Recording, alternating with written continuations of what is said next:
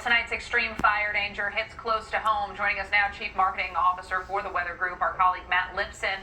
Matt, I understand you were forced to evacuate with your family today because of the fire. Yeah, that's true. At around 10:30 this morning, we noticed the flames. They're about 500 yards behind our house. We live close to the top of the what's called the Marquez Knolls area of the Palsades. So we're way up at the top, and you can see it spread so quickly. The winds were just cooking, at 50, 60 miles an hour as you walked outside when it happened.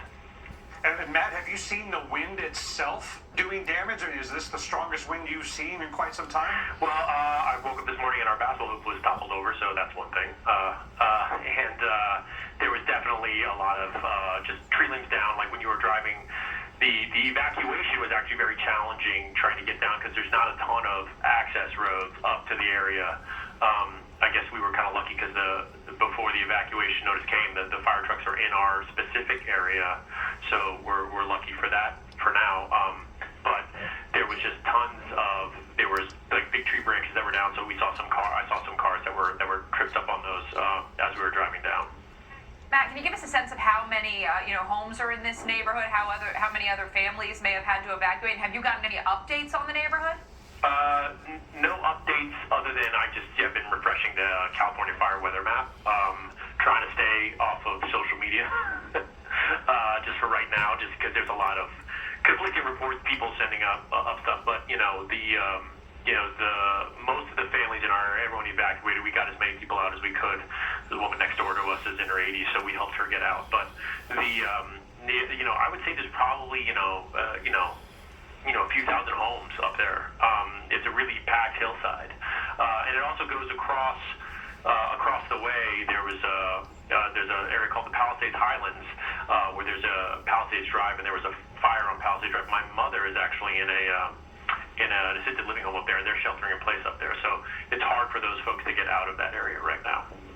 Matt, of course, we know this overall wind event is going to last for a couple more days, a particularly dangerous situation, red flag warning. So if fires were to start elsewhere, other people could possibly end up in your situation. What did you do ahead of time that gave you an advantage to be able to go when the order was given? Well, not thankfully, but we had a fire scare about 5 years ago, and so I was actually out of town, but my wife rushed and got a bunch of stuff packed. So we knew what we needed to get. So I was home, and so was my wife. So we were able to get some bags packed pretty quick. Clothes, passport, valuables, things like that. Anything that was close by, just a few bags worth.